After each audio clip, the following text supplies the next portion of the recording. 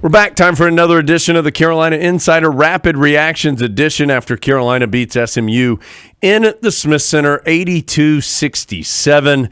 Tar Heels led this game by 15 at halftime, 25 in the second half. Kind of cruised its way into the finish line, again winning by 15. I spoke to Hubert Davis. Adam spoke to Drake Powell, one of three Tar Heels in double figures, and you'll hear those and see those interviews in just a second. Rapid reaction edition of the show presented by Modelo. Adam, I thought this was a nice win for Carolina. I thought the first 28 to 30 minutes or so of this game, Carolina played really, really well. Played well defensively, held SMU, a good shooting, high-scoring team, to 25% in the first half, 33% for the game. SMU is the highest-scoring team in the league. They scored just 67 points, and a fair amount of those, 25 or so, came in the last 12 minutes when the game really got kind of wonky. The Tar Heels shot the ball well, which, of course, as Roy Williams used to say, everything looks better when the ball goes in the basket. And the Heels hit 11 threes and 7 in the first half. So better shooting, good defense. I thought Carolina got out and ran in transition, particularly in the first 8 to 10 minutes of the second half, which really ballooned that lead. Just a really solid, good win against a quality team.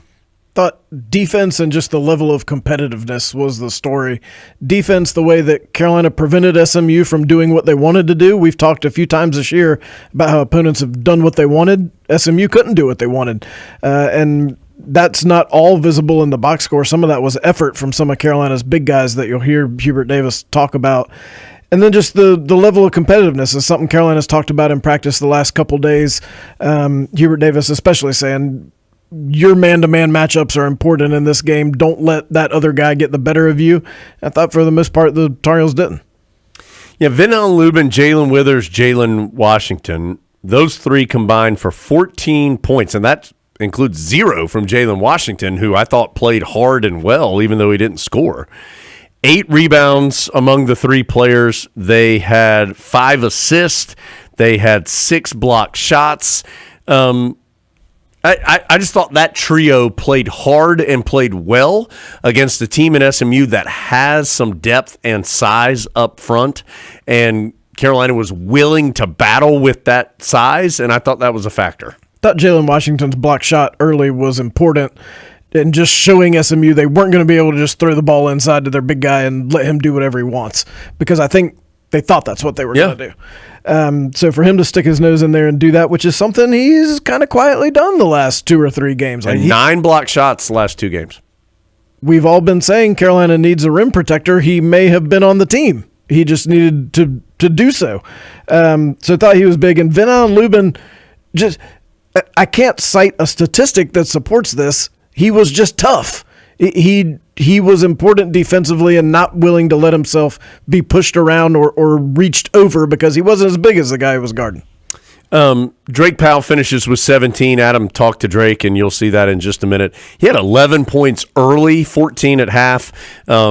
And those 11 points early, I mean, it helped Carolina build a 8 to 12-point lead early on, and hit 3 3-pointers early. Carolina was moving the ball well against some different defenses that SMU was showing it, and Drake Powell made them pay with some good shots. And you'll hear him talk about how he's learned how to be an offensive threat from that corner, which is a place he probably hadn't spent a lot of time in his Carolina career.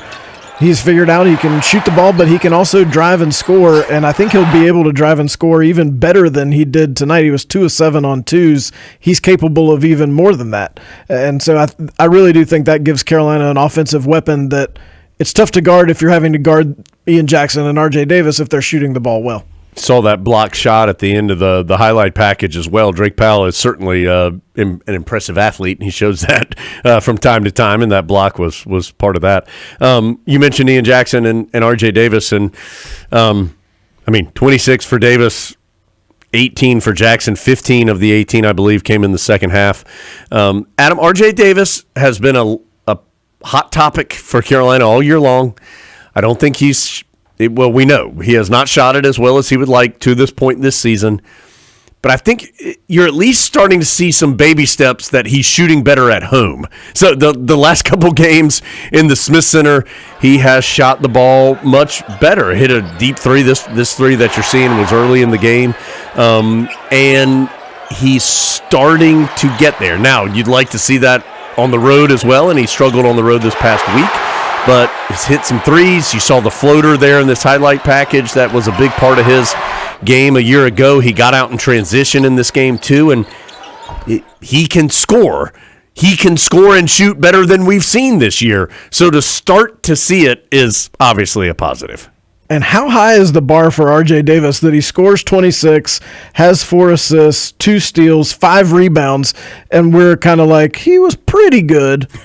That's a great game. Yeah. And that's doing a lot of things in addition to the scoring that we think the shot will go in the basket more often than it has over the first third of the year. That's doing a lot of other things to help Carolina win the game, which you need your fifth-year guy to do.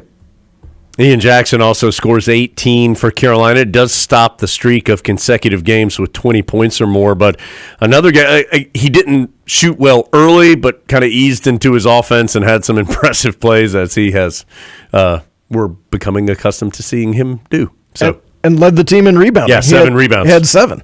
And he only took 11 shots to get those 18 points. When your freshman can get 18 on a slow night, that's pretty good. Yeah, so this is a nice win for Carolina against a solid team. I think an upper half of the league team in SMU. Nice to be at home. Nice to pay that off by getting the win for Carolina. So let's get to our conversations. I spoke with Hubert Davis. Adam spoke with Drake Powell, who those 17 points for Drake, second highest as a freshman this year for him, and third time in the last 4 games that he's been in double figures. So that offense starting to come around for Drake Powell. So you'll see those 2 interviews. Come back and we'll wrap things up here on a Rapid Reactions edition of the Carolina Insider. Coach Davis just getting in here after that 82-67 Tar Heel win over SMU. Tar Heels improved to 10-6 and 3-1 in conference action. Coach, you're up by 25, I think, with 12 minutes or so. Felt like you played maybe your 30 best minutes of the season at that point. I wanted 40. I understand. What'd you like about the 30, though, that were so impressive? Well, I thought we were sound for the first 30 minutes on both ends of the floor. I just felt like from an offensive standpoint, we were getting exactly what we want in a half-court set. We were running in transition. We were getting to the free throw line. We were in the first half actually getting second-chance points, And then defensively, SMU's a really good team. I mean, they can score in the post. They've got guys that can shoot the ball from 3. I thought we did a really good job doubling the post, creating turnovers, staying with their shooters. They got a couple in the first half, and then, Drake got us off to a really good start. RJ was fantastic the entire game, and then Ian had another good game for him. Felt like your big guys, and none of them have necessarily huge stats, but Jalen Washington, Jalen Withers, Vin Allen Lubin, just they seemed like they were willing to battle down low, and that played a role tonight. They really did. SMU has to be one of the biggest teams in the country. I mean, it felt like even their point guard was taller than me. So, it was an emphasis on us to do our job in the post and not allow them to be able to score consistently down there. And I did. I felt like Jay Wash. I thought Vin. And also James Brown, when he came in the 3 minutes in the first half, I thought he did a really good job on the defensive end. And so I was really proud of those guys.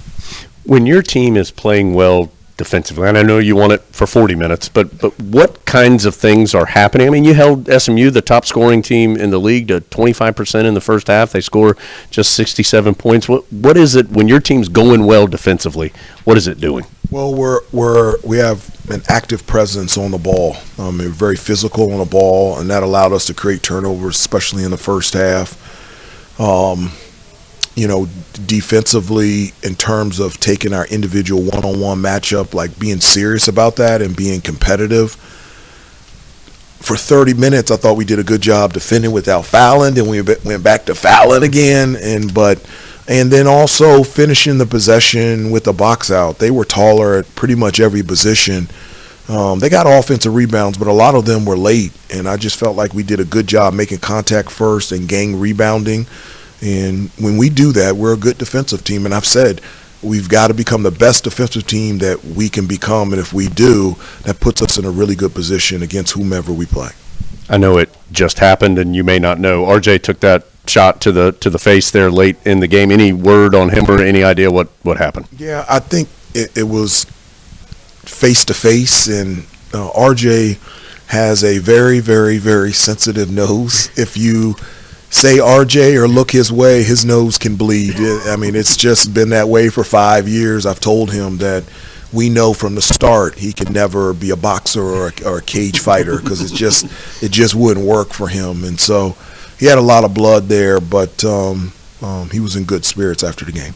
And certainly played well tonight. 26 points for R.J. Davis, 8 of 15 from the field, 3 of 6 from three-point range. Coach, just last thing, just a really good performance against a good team. I have to imagine, I know you're a little tired, but I have to imagine you're happy about this one. I'm happy about it. I'm not tired. I'm not tired of that. No, I'll never be. SMU is a really good basketball team. They're one of the better teams, not only in our conference, but in the country. They're big. They're athletic. They can defend. They can score in many different ways.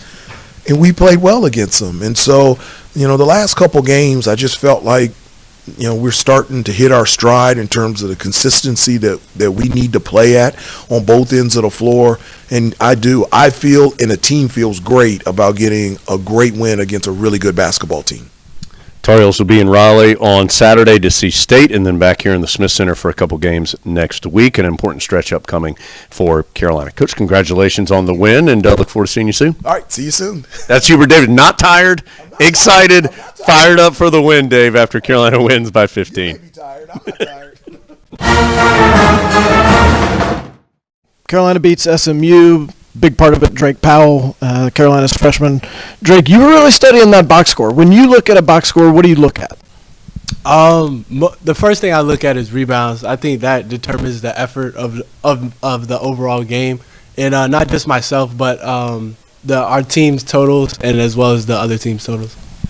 A big line in that box score was your scoring, effective shooting the three, but also just so effective in that corner. What have you learned about what you need to do in that corner, either shooting it or driving to the basket, that makes you an effective part of the offense? I think early on in the season, I struggled with it, like getting comfortable in the corner. But Coach May just told me to stay aggressive, especially when I'm cutting to the basket, not just to run through. But it's a scoring cut, so just be ready to receive the ball since we have great guards on our team. What's the next step for finishing some of those drives? I think you were maybe like 2 of 7 or something on twos. What do you want to do to finish a couple of those? Definitely keep taking them to the basket, but just I think it's just concentration.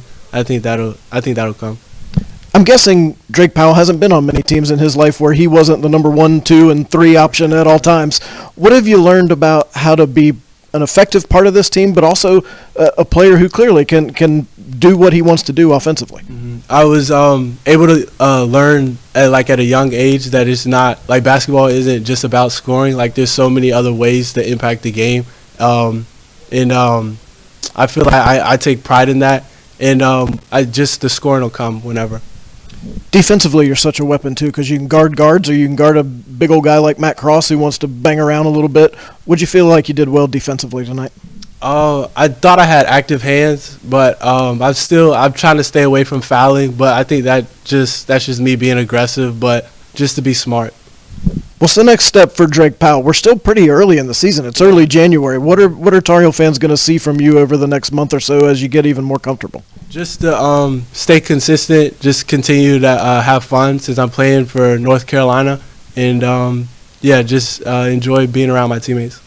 Carolina fans are glad he is playing for North Carolina. Drake Powell, 17 tonight as Carolina beats SMU. Drake, thank you. Yeah, thank you. So Carolina eases its way to 10-6 overall, 3-1 in conference play.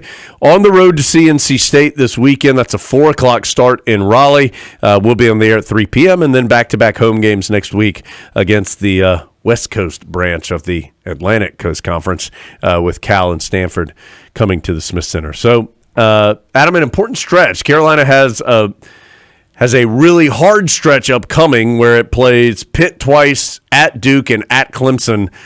in probably its most difficult stretch of games. That's still a couple weeks away.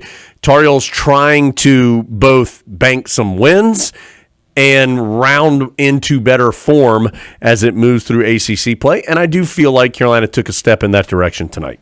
And got Seth Trimble back, which we didn't mention. He didn't score, but it was important that Carolina had him because Cadeau spent some time in foul trouble. You're getting your rotation to where you want it to be, and maybe you're able to accumulate some wins right here, which, as you said, Tar Heels need to do because tough stretch coming. Get some wins here, and this was a good one. Yeah. Carolina wins it again, 82-67 over SMU. That'll do it for us. We'll see you this weekend. Carolina at State. Again, 4 o'clock start on Saturday. We'll be on the air radio-wise at 3 p.m. But we'll say goodbye from a Rapid Reactions edition of the Carolina Insider presented by Modelo.